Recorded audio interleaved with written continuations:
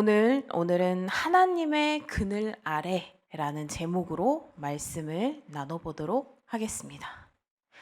오늘 말씀은 1인칭 화자 나가 누군지는 정확히 알 수는 없지만 이 화자의 언어는 그가 여호와의 높으심과 그리고 여호와의 전능하심을 믿고 그를 피난처 삼는 믿음이 그리고 그 믿음의 전통에 깊이 뿌리내린 사람이라는 것을 우리는 알 수가 있습니다. 1인칭 이 나는 1절에서 지존자의 은밀한 곳에 거주하며 그리고 전능자의 그늘 아래에 머무르는 자다. 이렇게 시행의 평행 관계가 보여주듯이 지존과 지존자, 즉 이렇게 가장 높으신 분의 비밀스러운 장소는 전능자의 그늘입니다. 옛날 고대 이 근동세대의 왕권 이념에서 이렇게 은밀한 곳이나 또 그늘은 어미가 새끼 새들을 보호하는 그런 이미지로서 왕이 백성의 필요를 살피는 것을 표현한 광범위한 은유였다고 합니다.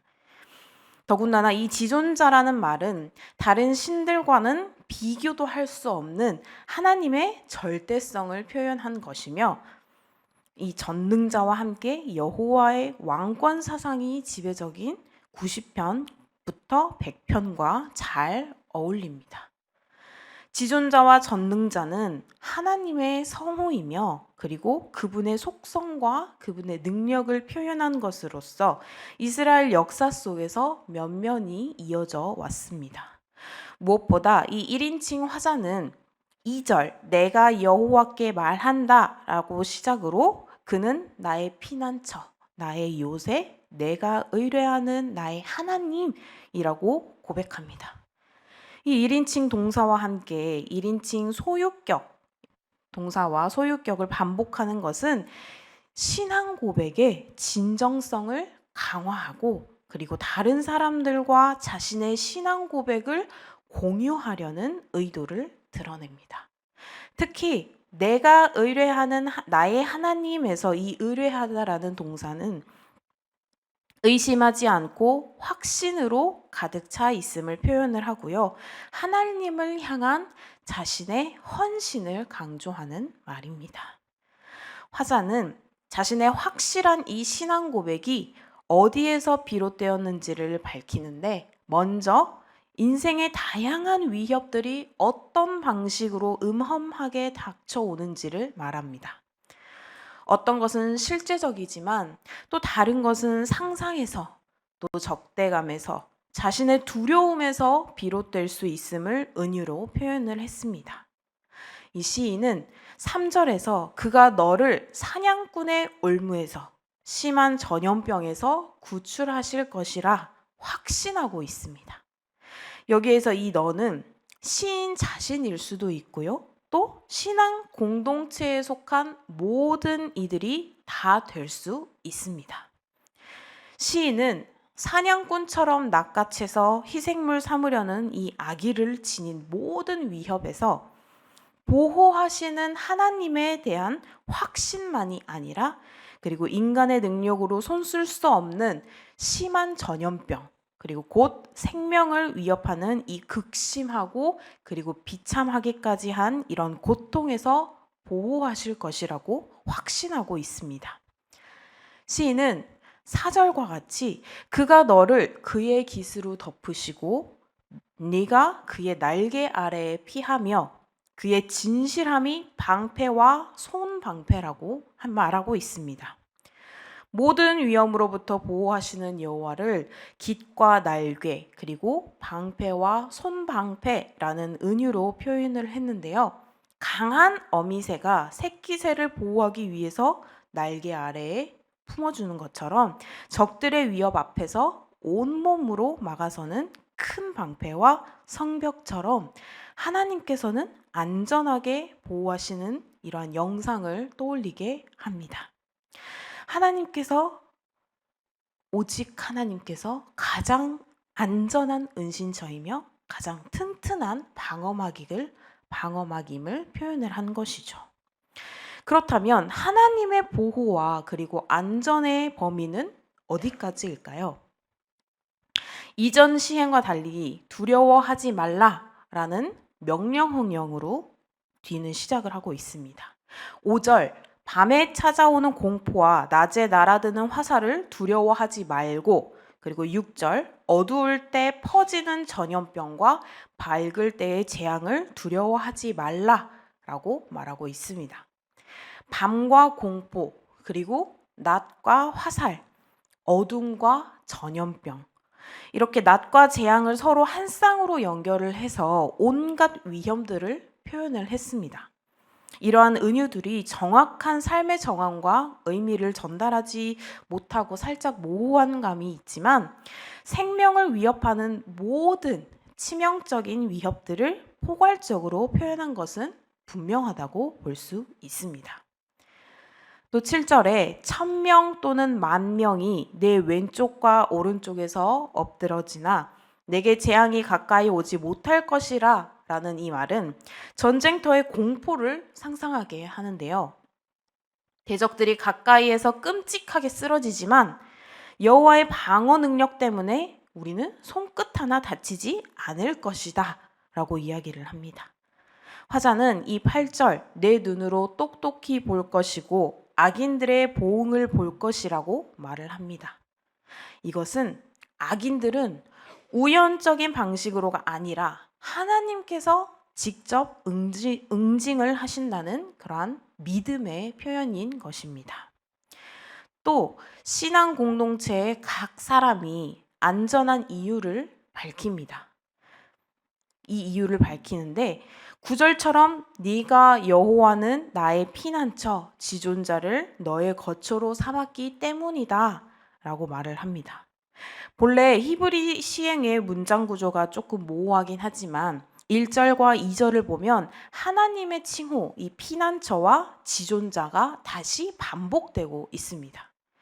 여호와께서 파괴적인 이 힘에 대항하여 든든한 피난처가 되실 수 있다는 이 믿음이 우리의 안전을 약속하는 근거임을 강조한 것입니다. 따라서 10절은 궁극적으로 내게 화가 미치지 않을 것이고 그리고 재앙이 내 장막에 접근하지 않을 것이라고 확신하고 있습니다. 이 두 부정동사를 통해서 여호와의 직접적인 의지를 드러낸 것입니다.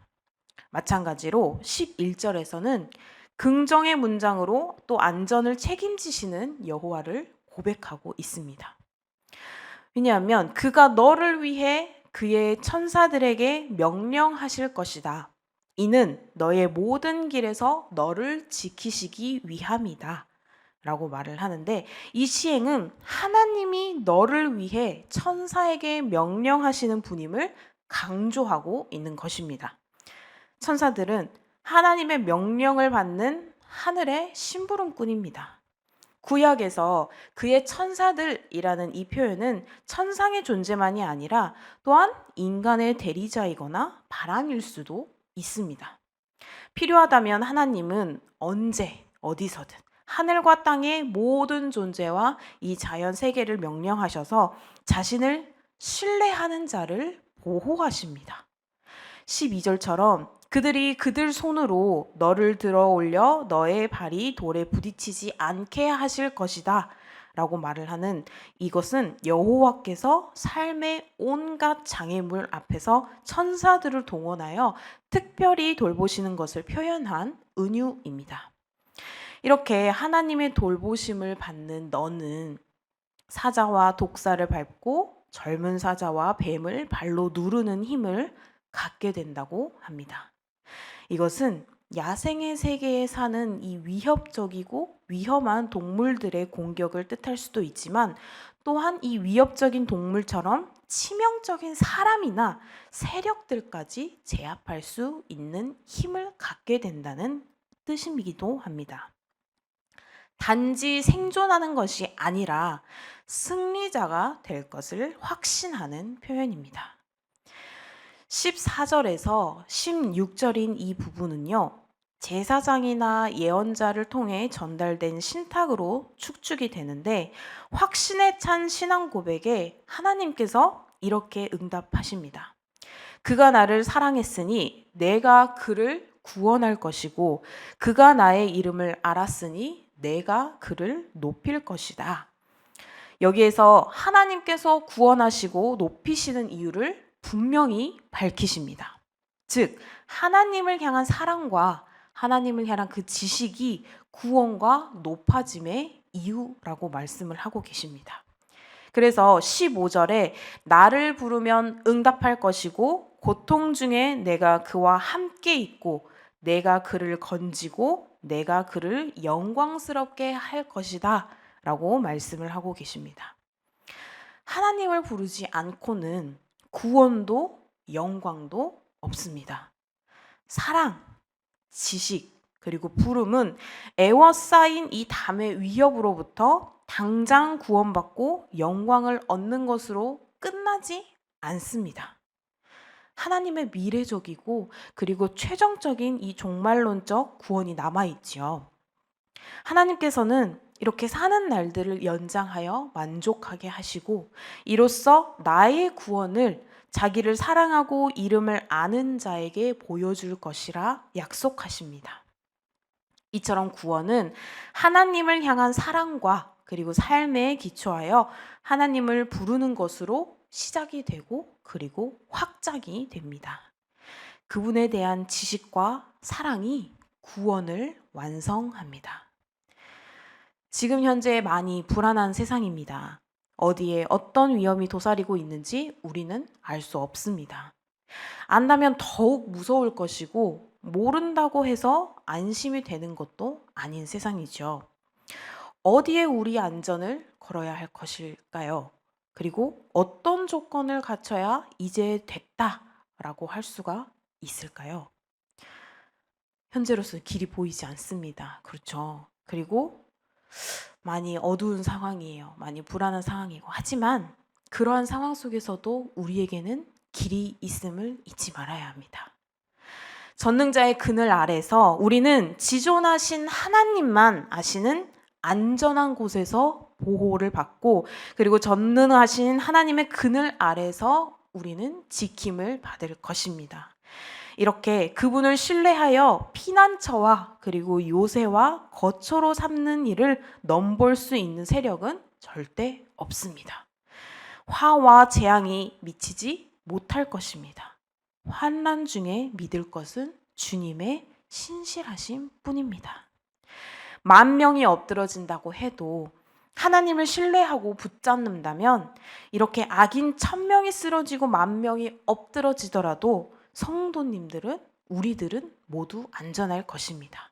당장은 아니더라도 악인이 그 마땅한 형벌, 그 마땅히 받을 그 형벌을 받는 것을 볼 날을 우리에게 주실 것입니다. 하나님의 약속은 이 땅에서 어려움 없는 삶이 아니라 죽음을 넘어서는 생명의 약속이십니다. 이렇게 깊은 신뢰 관계 안에서 하나님을 사랑하는 자, 하나님의 이름을 알고 그리고 그 이름을 찬양하는 자, 하나님의 능력을 신뢰하여 간구하는 자를 하나님께서는 건지시고 높이시고 영화롭게까지 해주십니다. 영원히 그가 사랑하고 신뢰하는 그 하나님 안에서 생명을 누리게 하십니다. 참된 안전은 하나님과의 신뢰 관계에서만이 나옵니다. 어미새가 새끼를 그 깃으로 보호하듯이 주의 날개로 자기 백성을 보호하시고 쏟아지는 그 화살 속에서도 든든한 방패가 되어 주십니다. 밤낮으로 놀랄 일도 생기고 또 공격도 받고 황폐하게 하는 이 파멸도 만나겠지만 그 가운데에서도 하나님께서는 자신의 백성들을 모두 지키실 것입니다. 이런 하나님의 그늘 아래에서 하나님을 사랑하시고 그리고 확실한 이 믿음 가운데에서 확실한 하나님의 보호를 받는 안전한 그리고 귀한 우리 성도님들이 되시기를 주님의 이름으로 소망합니다. 기도하시겠습니다. 언제나 우리의 그늘이 되어 주셔서 확실한 보호를 허락하시는 하나님 감사드립니다. 우리는 연약하여 하나님의 그늘이 없이는 하나님의 보호가 없이는 그 어디에서도 쉽게 넘어지고 다칩니다. 하나님, 이러한 저희를 불쌍히 여기시어 저희를 그리고 저희 가족을 저희의 이웃을 품어 주시옵소서. 그리하여 하나님의 그늘 속에서 보호받고 쉼을 얻어 우리 한 사람 한 사람이 귀한 목자로 쓰임 받을 수 있도록 인도하여 주시옵소서. 오늘 하루도 아버지를 사랑하고 확실한 믿음으로 저희의 모든 것을 아버지께 맡겨드리오니 아버지의 그늘 아래에서 영육간의 쉼이 될 수 있는 귀한 시간들이 될 수 있도록 은혜 베풀어 주시옵소서. 감사드리오며 예수님의 이름으로 기도드립니다. 아멘.